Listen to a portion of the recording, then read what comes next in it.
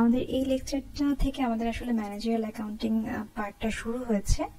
আমরা এতদিন ধরে যে ম্যাথগুলো করে এসেছি বা যে লেকচারগুলো এতদিন পর্যন্ত আমরা দেখেছি সেগুলো আমাদের ছিল ফিনান্সিয়াল অ্যাকাউন্টিং নিয়ে। তো ফিনান্সিয়াল অ্যাকাউন্টিং এবং ম্যানেজারিয়াল অ্যাকাউন্টিং টোটালি দুইটা ডিফারেন্ট পার্ট। একটা হচ্ছে ফিনান্সিয়াল অ্যাকাউন্টিংটা mainly concerned with the reporting financial information to the external parties such as the stockholders, creditor and the regulators. তার মানে হচ্ছে ফিনান্সিয়াল অ্যাকাউন্টিংটা মেইনলি বাইরের যারা পার্টি মানে এক্সটার্নাল যে পার্টিগুলো তাদের জন্য রিপোর্টগুলোকে প্রিপেয়ার করে। আর managerial accounting is concerned with providing the information to the managers for use within the organisation. তার মানে হচ্ছে ভেতরের যারা আছে অর্গানাইজেশনের ভেতরে তাদের জন্য যে রিপোর্টগুলো প্রিপেয়ার করতে হয়, তাদের জন্য যে কাজগুলো হিসেবগুলো রাখতে হয়, সেগুলো হচ্ছে ম্যানেজারিয়াল অ্যাকাউন্টিং এর কাজ বা ম্যানেজারিয়াল অ্যাকাউন্টিং এর এই ব্রাঞ্চটাতে করা হয়। এদের দুইটা অ্যাকাউন্টিং এর মধ্যে একটা পার্থক্য আমরা পড়েছিলাম ক্লাসে, সেটা একটু দেখবো। এখানে দেখেন যে অ্যাকাউন্টিংটা যদি চারটা কাজ সম্পন্ন করে থাকে, রেকর্ডিং, এস্টিমাইজিং, অর্গানাইজিং বা সামারাইজিং, এটা আসলে এই ফিনান্সিয়াল ডাটাগুলোকে নিয়ে যদি অ্যাকাউন্টিং এই কাজগুলো করে থাকে তাহলে ওর দুইটা ব্রাঞ্চ মানে ফিনান্সিয়াল অ্যাকাউন্টিং একটা পার্ট, ম্যানেজারিয়াল অ্যাকাউন্টিং একটা পার্ট। তো তাদের মধ্যে পার্থক্যটা কোথায়? পার্থক্যটা হচ্ছে এখানে প্রথমেই বলেছে যে ফিনান্সিয়াল অ্যাকাউন্টিংটা রিপোর্ট করে কাদেরকে? ওনার, ক্রেডিটর, ট্যাক্স অথরিটিস বা রেগুলেটর মানে আউটসাইডার যারা। তো আপনাদের মনে হয়তো প্রশ্ন জাগতে পারে ওনার কেমন করে আউটসাইডার হয়? Owner in that sense external party. যখন আমরা একটা কোম্পানি, বড় একটা কোম্পানি হয় যেটা শেয়ার হোল্ডার থাকে অনেকেই, তো সেই ধরনের শেয়ারের মাধ্যমে যখন কেউ ওনার হয় তখন স্বাভাবিকভাবে সে একজন এক্সটার্নাল পার্টিস। আর অন্যদিকে ম্যানেজারিয়াল অ্যাকাউন্টিং মেইনলি রিপোর্ট করে ম্যানেজারদেরকে যারা ইনসাইড কোম্পানির ভেতরে প্ল্যানিং, কন্ট্রোলিং এবং ডিসিশন মেকিং এ হেল্প করে থাকে। ফিনান্সিয়াল অ্যাকাউন্টিংটা এমফাসাইজ করে পাস্ট অ্যাক্টিভিটিজ এর উপরে। এতদিন পর্যন্ত আমরা যে ম্যাথগুলো করেছি বা যে ডেটাগুলো দেখেছি সে সবগুলোই কিন্তু অতীতের, মানে পেছনে কোনো কাজ হয়েছে, অতীতে কোনো ট্রানজাকশন হয়েছে, সেগুলোর হিসেব আমরা এতদিন পর্যন্ত লিখেছি। আর ম্যানেজারিয়াল অ্যাকাউন্টিং হচ্ছে ফোকাস করবে বা এমফাসাইজ করবে ফিউচারকে, মানে ফিউচারে আমরা কিভাবে প্ল্যান করব, কিভাবে ডিসিশন নিব, ফিউচারে এই কস্টটাকে কিভাবে নির্ধারণ করব, সেগুলো হচ্ছে মেইনলি ম্যানেজারিয়াল অ্যাকাউন্টিং এমফাসাইজ করে থাকে। আরো একটা পার্থক্য হচ্ছে ফিনান্সিয়াল অ্যাকাউন্টিংটা এমফাসাইজ করে অবজেক্টিভিটি এবং ভেরিফায়াবিলিটির উপরে, কতটুকু ভেরিফাই করা যায়। আর ম্যানেজারিয়াল অ্যাকাউন্টিংটা এমফাসাইজ করে রিলেভেন্সের উপরে। রিলেভেন্স মানে হচ্ছে কতটুকু এটার সাথে যুক্তি সম্পন্ন বা মানে কতটুকু সঙ্গতি আছে এর মধ্যে। ফিনান্সিয়াল অ্যাকাউন্টিংটা মেইনলি স্পষ্ট কতটুকু সেটার উপর এমফাসাইজ করে, প্রিসিশনের উপরে। আর ম্যানেজারিয়াল অ্যাকাউন্টিংটা এমফাসাইজ করে টাইমলিনেস বা সময়ের সাথে কতটুকু এটা উপযুক্ত সেটার উপরে। ফিনান্সিয়াল অ্যাকাউন্টিংটা টোটাল কোম্পানির একটা ওভারঅল রিপোর্ট প্রিপেয়ার করে, যেমন আমরা দেখেছি ইনকাম স্টেটমেন্ট বা ফাইন্যান্সিয়াল ব্যালেন্স শিট যেটাই বলেন না কেন, এটা আমরা একটা কোম্পানির পুরো কোম্পানির জন্য একটা রিপোর্ট তৈরি করেছি। কিন্তু ম্যানেজারিয়াল অ্যাকাউন্টিং করবে কি সেগমেন্ট অনুযায়ী রিপোর্ট করবে, ডিপার্টমেন্ট টু ডিপার্টমেন্ট রিপোর্ট করবে। প্রোডাকশন ডিপার্টমেন্ট জন্য একটা রিপোর্ট, সেলস ডিপার্টমেন্টের জন্য একটা রিপোর্ট, এরকম ডিপার্টমেন্ট টু ডিপার্টমেন্ট বা সেগমেন্ট অনুযায়ী রিপোর্টটাকে তারা এমফাসাইজ করে থাকে। Financial accounting they must follow the GAAP or IFRS, but managerial accounting they don't need to follow the GAAP or IFRS. Financial accounting external যারা আছে তাদের ক্ষেত্রে রিপোর্ট করাটা ম্যান্ডেটরি, মানে ফিনান্সিয়াল অ্যাকাউন্টিংকে অবশ্যই বহিরাগত বা বহির পার্টি যারা এক্সটার্নাল পার্টি তাদেরকে রিপোর্ট করতে হয়। কিন্তু ম্যানেজারিয়াল অ্যাকাউন্টিং এর যে পার্টগুলো সেগুলো বাইরে ম্যান্ডেটরি না, এক্সটার্নাল পার্টির জন্য রিপোর্ট করাটা ম্যান্ডেটরি কিছু না। এখানে আমরা একটা কিছু বিজনেসের তিনটা কাজের ক্ষেত্রে কিভাবে ম্যানেজারিয়াল অ্যাকাউন্টিংটা আসলে রিলেট করে সেটা একটু দেখেছিলাম। যেমন বিজনেসের মেইন তিনটা কাজ হচ্ছে প্ল্যানিং, কন্ট্রোলিং এবং ডিসিশন মেকিং। প্ল্যানিং মানে হচ্ছে কাজটা শুরু করার আগে আমরা একটা প্ল্যান করে থাকি, তারপরে হচ্ছে আমরা কাজটা চলাকালীন সময় থেকে শুরু করে কাজটা শেষ হওয়া পর্যন্ত আমরা পুরোটা একটা কন্ট্রোলিং প্রসেসের মধ্য দিয়ে যাই। কি কি কন্ট্রোল করি আমরা? কোনো লস যাতে না হয়, তারপর হচ্ছে আমরা কিভাবে এটাকে ভালো করে করতে পারি, কতটুকু স্পেন্ড করতে হবে, কতটুকু আমরা আমাদের গোলটাকে অ্যাচিভ করতে পারলাম, সেইগুলোকে আমরা নর্মালি কন্ট্রোল করে থাকি। এরপরে আমরা একটা ডিসিশন মেক করি ভবিষ্যতের জন্য। এই কন্ট্রোলিং বা এই প্ল্যানিং এর উপর বা আমাদের বর্তমান অ্যাক্টিভিটির উপর বেস করে আমরা একটা ডিসিশন মেক করি। ম্যানেজারিয়াল অ্যাকাউন্টিং মেইনলি এই তিনটা কাজের সাথে সংযুক্ত। তো প্ল্যানিং এর ক্ষেত্রে ওরা দুই একটা উদাহরণ যদি আমি এখানে দেখাই এই প্রশ্নগুলোর মাধ্যমে, যেমন ধরেন অপারেশন ম্যানেজমেন্টে ওরা কি ধরনের কোশ্চেন করে যে how many units should we plan to produce the next period, পরবর্তী পিরিয়ডে আমাদের কতগুলো ইউনিট তৈরি করা উচিত। এই ধরনের প্ল্যানিং এর ক্ষেত্রে আমাদের ম্যানেজমেন্ট অ্যাকাউন্টিংটা বা ম্যানেজারাল অ্যাকাউন্টিংটা হেল্প করে থাকে। তারপর কন্ট্রোলিং এর যদি একটা উদাহরণ আমি এখানে হিউম্যান রিসোর্স ডিপার্টমেন্ট থেকে যদি আমি দেখি, তাহলে এখানে দেখতে পাবো এখানে লেখা আছে is our employee retention rate exceeding our goals. তার মানে হচ্ছে আমাদের এমপ্লয়ি ধরে রাখার যে রেটটা, সেটা কি আমাদের গোলটাকে ছাড়িয়ে যাচ্ছে কিনা, আমরা কি আমাদের এমপ্লয়িগুলোকে ধরে রাখতে পারছি কিনা, তারা কি আসতেছে আর যাচ্ছে, নাকি তাদেরকে আমরা ভালোভাবে ধরে রাখতে পারছি। তো এই কন্ট্রোলিং এর এই ধরনের উত্তরগুলো আমরা আসলে ম্যানেজারাল অ্যাকাউন্টিং নিয়ে পড়াশোনা করলে আমরা জানতে পারবো। এরপর ডিসিশন মেকিং যদি আমরা এখান থেকে ছোট্ট একটা উদাহরণ দেখি মার্কেটিং ডিপার্টমেন্ট থেকে, should we sell directly to our customer or use a distributor, আমাদের কি সরাসরি কাস্টমারকে সেল করা উচিত, নাকি কোনো একটা চ্যানেল হয়ে যাওয়া উচিত, কোনো দালালের মাধ্যমে বা কোনো ডিস্ট্রিবিউটরের মাধ্যমে যাওয়া উচিত। তো এই ধরনের প্রশ্নের উত্তরগুলো আমাদের ম্যানেজারিয়াল অ্যাকাউন্টিং দিয়ে থাকে কিভাবে, তার নিজস্ব যে তথ্য উপাত্ত বা তার যে রিপোর্টিং স্টাইল সেটার মাধ্যমে। এরপরে আমরা চ্যাপ্টার 2 থেকে আমরা যে বইটা এখন পড়ছি সেই বইটা হচ্ছে গিয়ে গ্যারিসনের একটা বই। এটার আমি আপনাদেরকে সফট কপি দিয়ে দিব, এটা 14 এডিশনের। তো সেখানে চ্যাপ্টার 2 তে যেটা আছে সেটা হচ্ছে managerial accounting and cost concept.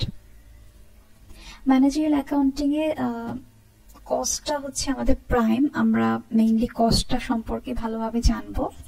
তারপরে হচ্ছে আমরা কিছু কস্টিং কিভাবে করা হয় সেগুলো শিখবো। মানে কস্টিং বলতে আমাদের প্রোডাক্টের কস্টিংটা কিভাবে তৈরি করা হয়।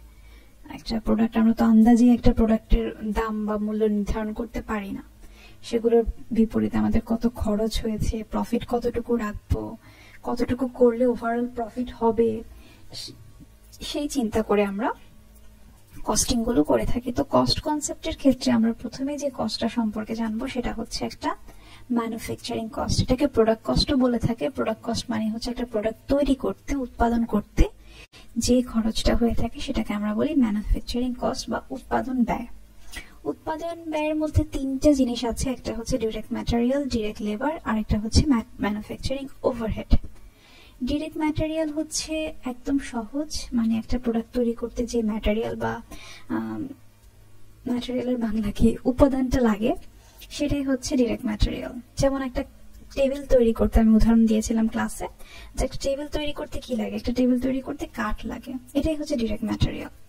তাহলে ডিরেক্ট লেবার কি? ডিরেক্ট লেবার হচ্ছে ওই প্রোডাক্টটা তৈরি করতে যারা ফিজিক্যাল বা লেবার দিয়েছে বা মেন্টাল লেবার দিয়েছে, যে শ্রমটা প্রত্যক্ষ শ্রম, সেটাই হচ্ছে আমাদের ডিরেক্ট লেবার।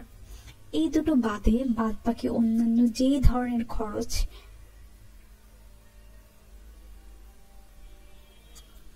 একটা প্রোডাক্ট তৈরি করতে প্রয়োজন হয় সেই খরচটাকে আমরা বলি ম্যানুফ্যাকচারিং ওভারহেড। এগুলোকে আবার প্রাইম কস্টও বলে, মানে দুইটাকে ডিরেক্ট লেবার এবং ডিরেক্ট ম্যাটেরিয়ালকে প্রাইম কস্টও বলে। আর কনভার্সন কস্ট বলে হচ্ছে ডিরেক্ট লেবারকে, আর ম্যানুফ্যাকচারিং ওভারহেড এই দুটাকে আবার কনভার্সন কস্ট বলে। তার মানে হচ্ছে ডিরেক্ট লেবারটা দুইটাই হতে পারে, প্রাইম কস্টও হতে পারে আবার কনভার্সন কস্টও হতে পারে। এই ম্যানুফ্যাকচারিং বা উৎপাদন ব্যয় ছাড়াও আমাদের কিছু নন ম্যানুফ্যাকচারিং কস্ট আছে, যেগুলো উৎপাদন ব্যয় না কিন্তু সেলের সাথে বা বিক্রয়ের সাথে সম্পর্কযুক্ত, আবার কিছু প্রশাসনিক কাজের সাথে সম্পর্কযুক্ত কিছু খরচ, সেগুলো হচ্ছে সেলিং কস্ট আর অ্যাডমিনিস্ট্রেটিভ কস্ট। সেলিং কস্ট মানে হচ্ছে বিক্রয়ের সাথে প্রত্যক্ষ বা পরোক্ষভাবে জড়িত সকল যে খরচগুলো, সেগুলো হচ্ছে সেলিং কস্ট। একটা কাস্টমার অর্ডার করার থেকে শুরু করে সেটাকে কাস্টমার পর্যন্ত পৌঁছে দেয়া এবং তার পরবর্তীতে আফটার সেলের সার্ভিস দেওয়া পর্যন্ত সবকিছুই হচ্ছে সেলিং কস্ট। সেলিং কস্টের উদাহরণ হচ্ছে সেলস কমিশন। আমি একটা মানুষকে এমপ্লয়িকে রাখলাম, তাকে বললাম তুমি যত সেল করতে পারবে তত তোমার কমিশন, এটা একটা সেলিং কস্ট। আবার বিক্রি বৃদ্ধির জন্য আমরা কি করে থাকি, অ্যাডভার্টাইজমেন্ট দিয়ে থাকি, এটাও একটা সেলিং কস্ট। এরপরে আমরা যে কস্টটা সম্পর্কে জানবো সেটা হচ্ছে প্রশাসনিক খরচ বা অ্যাডমিনিস্ট্রেটিভ কস্ট। এটার উদাহরণটা কি বলেছে এখানে বা সংজ্ঞাটা বলেছে, all cost associated with the general management of the company as a whole. মানে একটা সর্বজনীন কিছু খরচ যেগুলো আসলে প্রশাসনিক কাজের জন্য ব্যয় হয় একটা কোম্পানির জেনারেল ম্যানেজমেন্টের ক্ষেত্রে। যেমন হচ্ছে আমাদের অ্যাডমিনে অনেক ধরনের কাজ থাকে, এক্সিকিউটিভ যদি আমরা কোনো রিসিপশনিস্ট রেখে থাকি, কোনো হয়তো অ্যাকাউন্টেন্ট রেখেছি হিসাব করার জন্য ওভারঅল পুরো প্রতিষ্ঠানটার, তারপর হতে পারে আমাদের যে বিল্ডিংটাতে আমরা কাজ করছি সেই বিল্ডিংটার কোনো ডেপ্রিসিয়েশন বা আমরা কোনো ইকুইপমেন্ট কিনলাম, সেই সবগুলোই হচ্ছে আমাদের কি অ্যাডমিনিস্ট্রেটিভ কস্ট। এরপরে আমরা fixed cost versus variable cost দেখেছিলাম। ভ্যারিয়েবল কস্ট হচ্ছে এমন একটা কস্ট যেটা ভ্যারি করে, তার মানে হচ্ছে variable cost varies in total in direct proportion to the changes in the level of activity. Activity change হলে কস্টটাও চেঞ্জ হয়, এরকম একটা বিষয় হচ্ছে ভ্যারিয়েবল কস্ট। তার মানে হচ্ছে আজকে যদি আমার ফর এক্সাম্পল আজকে যদি আমি একটু আগে যে উদাহরণটা দিচ্ছিলাম টেবিলের উদাহরণটা, আমার যদি একটা টেবিল তৈরি করতে 2টা করে কাঠ লাগে, 2টা মানে কাঠ জোড়া লাগাতে হয়, তাহলে আমার 10টা টেবিল তৈরি করতে 20টা কাঠ লাগবে। তার মানে টেবিল যত বাড়ছে আমার কাঠের পরিমাণ তত বেশি লাগছে, তত খরচ তত বেশি হচ্ছে। এটাকে আমরা বলছি ভ্যারিয়েবল কস্ট বা পরিবর্তনশীল যে খরচটা সেটা। আচ্ছা, এরপর আমাদের ফিক্সড কস্ট মানে হচ্ছে যেটা remain constant in total regardless of the changes in the level of activity. Fixed cost হচ্ছে এমন একটা কস্ট যেটা ফিক্স থাকে বা কনস্ট্যান্ট থাকে, যতই অ্যাক্টিভিটি চেঞ্জ হোক এটার কোনো চেঞ্জ হয় না। যেমন আমার বাসা ভাড়া, আমি বাসায় থাকি বা না থাকি এর সাথে লেভেল অফ অ্যাক্টিভিটির সাথে এর কোনো পরিবর্তন নাই। আমি বাসায় থাকলেও এটা যা থাকবে ভাড়া, মাস শেষে না থাকলেও সেম জিনিসটাই থাকবে। তো এই ধরনের এক্সাম্পল গুলো হচ্ছে রেন্ট, সুপারভাইজারের স্যালারিজ, অ্যাডমিনিস্ট্রেটিভ এক্সপেন্স স্যালারিজ বা অ্যাডভার্টাইজমেন্ট বা ইন্স্যুরেন্স কোম্পানির ইন্স্যুরেন্স। তো এইগুলোর মূলত হচ্ছে আমাদের ফিক্সড কস্ট। তো আমরা নর্মালি অ্যাক্টিভিটি অনুযায়ী ফিক্সড কস্টগুলোকে কি করতে পারি না, সরাসরি ট্রেস করতে পারি না। যেমন আমি বলতে পারি না যে আমার এই প্রোডাক্টটা তৈরি করতে কতটুকু রেন্ট লেগেছে, কতটুকু এই বাসা ভাড়ার কতটুকু লেগেছে, এটা আমরা আসলে সরাসরি ট্রেস করতে পারি না ফিক্সড কস্টগুলোকে। কিন্তু ভ্যারিয়েবল কস্ট আমরা খুব সহজে ট্রেস করতে পারি। যেমন আমরা বলতে পারি একটা মোবাইল কেস তৈরি করতে আমার হয়তো বা 1 আউন্স প্লাস্টিক লেগেছে, বা আমাদের হয়তো বা 10 গ্রাম এরকম একটা কিছু ম্যাটেরিয়াল, ইলেকট্রনিক ম্যাটেরিয়াল লেগেছে। তো এটা আমরা সহজে ভ্যারিয়েবল কস্টের ক্ষেত্রে বলতে পারি, কিন্তু ফিক্সড কস্টের ক্ষেত্রে আমরা এভাবে করে ট্রেস করে বলতে পারি না। এরপর যে কস্টটা সম্পর্কে আমরা পড়েছিলাম সেটা হচ্ছে direct cost versus indirect cost. একটু আগে যে কথাটা বললাম ট্রেস করা, ট্রেস করা মানে হচ্ছে গিয়ে ওই প্রোডাক্টটাতে এটাকে কি করে দেয়া, ভাগ করে দেয়া। তো ডিরেক্ট কস্ট গুলোকে সরাসরি ট্রেস করে দেয়া যায় বা প্রোডাক্টটাকে প্রোডাকশন অনুযায়ী ভাগ ভাগ করে দেয়া যায়, কিন্তু ইনডিরেক্ট কস্টটাকে করা যায় না, ইজিলি বা কনভিনিয়েন্টলি ট্রেস করা যায় না। এখানে এক্সাম্পল হিসেবে দেখিয়েছে যে আমি যদি একটা গাড়ি তৈরি করতে ধরো আমার হচ্ছে গিয়ে 7টা পার্টস লাগে, তাহলে আমি বলতে পারবো যে এটা আমার একটা ডিরেক্ট কস্ট। তা আমি যদি বলি এরকম ভাবে যে এই ওয়্যার হাউসটার মধ্যে আমি সবগুলো গাড়ি তৈরি করে রাখি, এই ওয়্যার হাউসটার ভাড়া হচ্ছে 1000 টাকা, তাহলে আমি যদি জিজ্ঞেস করে এই গাড়িটা তৈরি করতে ওয়্যার হাউসের ভাড়ার কতটুকু লেগেছিল, কারণ ওখানে তো আমি অনেক গাড়ি রাখি, কিন্তু আমি কিন্তু সেটা বলতে পারবো না যে ভাড়ার কতটুকু লেগেছিল, ওখানে কিন্তু আলাদা করে বলা নাই, কারণ আমি ওখানে আনলিমিটেড গাড়ি ওখানে রেখে থাকি। তো এই যে ভাড়াটা আমি ট্রেস করতে পারলাম না, এটা হচ্ছে আমাদের ইনডিরেক্ট কস্ট। এখানে একটা এক্সাম্পল দিয়েছিল ক্লাসে, আমি বলেছিলাম সুপের একটা ফ্যাক্টরির একটা এক্সাম্পল, এটা কাইন্ড অফ সেম। একটা ফ্যাক্টরি, ক্যাম্পবেল স্যুপ ফ্যাক্টরি, যারা অনেকগুলো ভ্যারাইটির স্যুপ তৈরি করে, চিকেন স্যুপ, থাই স্যুপ বা বেফ, এনিথিং, অনেকগুলো স্যুপ তৈরি করে। তো সেখানে একজন ফ্যাক্টরি ম্যানেজার আছে যার স্যালারিজ হচ্ছে ধরেন $1000। তো এখন যদি আমি জানতে চাই একটা পার্টিকুলার চিকেন স্যুপের জন্য তার স্যালারি কতটুকু, সেটা কিন্তু আমি ইজিলি ট্রেস করে বলতে পারবো না, কারণ অ্যাজ এ হোল ওভারঅল তাকে একটা ম্যানেজারের দায়িত্ব দেওয়া হয়েছে। তাকে বলা হয়নি তুমি এই চিকেন স্যুপটার জন্য শুধুমাত্র মনিটর করো, এটার জন্য তোমাকে এক্সট্রা $10 দেওয়া হবে, এরকম কিছু বলা হয়নি। তার মানে হচ্ছে এই স্যালারিটাকে আমি কি করতে পারছি না, ইজিলি ট্রেস করতে পারছি না, বা কনভিনিয়েন্টলি এটাকে একটা প্রোডাক্টের উপর ভাগ করে দিতে পারছি না। এই জন্য এটা হচ্ছে একটা ইনডিরেক্ট কস্ট বা অপ্রত্যক্ষ খরচ বা পরোক্ষ খরচ। এরপর আমরা কস্টগুলোকে ক্লাসিফাই করতে পারি ডিসিশন মেকিং অনুযায়ী। আমাদের ডিসিশন মানে অনেক সময় ডিসিশন ক্ষেত্রে আমাদের অনেকগুলো অল্টারনেটিভ আসে, তাই না? বিজনেসের ডিসিশনের ক্ষেত্রেও তাই।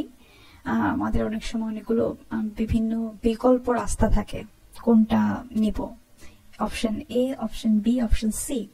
প্রত্যেকটা অপশনে কিছু কস্ট এবং বেনিফিট থাকে।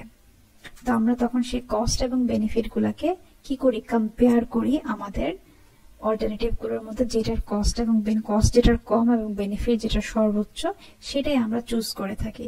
তো এই যে আমরা আমাদের ডিসিশন মেক করার সময় দুটো অল্টারনেটিভের মধ্যে কস্ট এবং বেনিফিটটাকে যাচাই বাছাই করলাম, এই কস্টটাকে আমরা বলছি ডিফারেন্সিয়াল কস্ট। আর যখন আমরা বেনিফিটটাকে বা রেভিনিউটাকে যাচাই বাছাই করবো, তখন আমরা বলবো এটাকে ডিফারেন্সিয়াল রেভিনিউ। আরেক ধরনের ডিফারেন্সিয়াল কস্ট আছে, যেটার নাম হচ্ছে opportunity cost. Opportunity cost is the potential benefit that is given up when one alternative is selected over another. তার মানে হচ্ছে একটা অল্টারনেটিভ চুজ করতে গিয়ে যখন আমরা অন্য আরেকটা অপরচুনিটি ছেড়ে দেই, সেই কস্টটাই হচ্ছে আমাদের অপরচুনিটি কস্ট। উদাহরণ হিসেবে ক্লাসে আমি একটা ভিকির একটা এক্সাম্পল দিয়েছিলাম, বলেছিলাম যে ভিকি একটা মেয়ে যে একটা পার্ট টাইম জব করে, $200 করে পার উইকে পায়। সে একজন কলেজের একটা স্টুডেন্ট। তো সে চাচ্ছে যে একটা সামার, তার একটা স্প্রিং ব্রেকে সে একটা বিচে যাবে, ঘুরতে যাবে। তো তার এমপ্লয়ার যে সে অ্যাগ্রি করেছে যে না, তোমাকে আমি ঠিক আছে তোমাকে টাইম অফ দিব বা তোমাকে ভ্যাকেশন দিব, কিন্তু উইদাউট পে। তার মানে হচ্ছে তোমাকে $200 এই উইকের জন্য দেয়া হবে না। তো এখন যদি সে বিচে যায়, তাহলে তাকে কত টাকা ফরগো করতে হবে, কত টাকা ছেড়ে দিতে হবে, $200 ছেড়ে দিতে হবে। তো এই $200 হচ্ছে গিয়ে যেটা সে পেল না, সেটা হচ্ছে তার অপরচুনিটি কস্ট, বিচে যাওয়ার অপরচুনিটি কস্ট। তার মানে হচ্ছে দেখেন, এখানে সে কিন্তু বিচে এখনো যায়নি, কোনো খরচ করেনি, যাওয়ার আগে তার একটা অপরচুনিটি কস্ট বা খরচ হলো, সেটা হচ্ছে $200। এটা হচ্ছে আমাদের, যেটা আমরা যখন দুটো অল্টারনেটিভের মধ্যে একটা অল্টারনেটিভ বেছে নেই এবং অন্য অল্টারনেটিভটাতে অ্যাসোসিয়েট যে খরচটা, সেটাকে আমরা বলছি অপরচুনিটি কস্ট। এরপর সবশেষে যে কস্টটা আমরা জেনেছিলাম, সেটা হচ্ছে একটা সাঙ্ক কস্ট বা অলরেডি নিমজ্জিত খরচ, যেটা অলরেডি হয়ে গেছে। So a sunk cost is a cost that has already been incurred and that cannot be changed by any decision made now or in the future. তার মানে হচ্ছে এমন একটা খরচ যেটা অলরেডি হয়ে গেছে এবং এটাকে কোনোভাবেই এখন এটাকে চেঞ্জ করা সম্ভব না।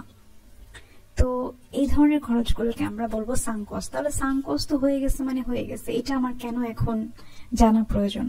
কারণ আমরা যখন বিজনেসে ডিসিশনগুলো মেক করি, তখন আমরা যেন এই সাঙ্ক কস্টটাকে ধরে রেখে আমি যেন ভবিষ্যতে কোনো ভুল ডিসিশন না নেই, সেই জন্য আমাদের এই কস্টটা সম্পর্কে জানতে হবে। একটা উদাহরণ দেখলে আপনি আর একটু ভালোভাবে ক্লিয়ার হবেন। এখানে একটা উদাহরণের কথা বলা আছে যে একটা কোম্পানি অনেক দিন আগে একটা $50,000 দিয়ে একটা স্পেশাল পারপাস মেশিন কিনেছে, যেই মেশিনটাতে একটাই প্রোডাক্ট তৈরি করা হয়, স্পেশাল একটা প্রোডাক্ট তৈরি করা হয়, এবং সেই প্রোডাক্টটা এখন বর্তমানে অবসোলেট, মানে হচ্ছে বর্তমানে এখন এটার কেউ কিনে না। তো এই যে মেশিনটা, যেটা দিয়ে অন্য আর কোনো প্রোডাক্ট তৈরি করা যায় না, একটাই প্রোডাক্ট তৈরি করা যায়, এবং সেটা বর্তমানে সেই প্রোডাক্টটা এখন আর কেউ কিনে না। তো এখন আমি যেহেতু মাত্র কিছুদিন আগে একটা মেশিনটা কিনলাম, এটার তো এখনো টাকাই উসুল হয় নাই। তখন আমি কি করব? এখন আমি কি এই প্রোডাক্টগুলো তৈরি করেই যাবো টাকা উসুল করার জন্য? এই $50,000 উসুল করার জন্য কি আমি এখন এই অবসোলেট প্রোডাক্টগুলো তৈরি করে যাবো, যেগুলোর কেউ কিনতেছে না?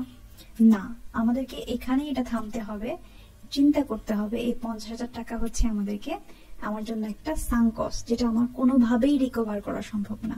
তো আমি যখন ডিসিশন নিব, কেউ যদি আমাকে জিজ্ঞেস করে যে আপনি কেন এই প্রোডাক্টটা তৈরি করা বন্ধ করে দিলেন, 50,000 টাকা তো আপনার এখনো উঠে আসে নাই কোম্পানির মেশিনটা, তখন আমি তাকে বলবো কারণ এটা হচ্ছে একটা সাঙ্ক কস্ট যেটা অলরেডি হয়ে গেছে, কিন্তু এখন আমি যদি এই অবসলিউট প্রোডাক্টগুলো তৈরি করতেই থাকি তো আরো উল্টা আমার লস হবে।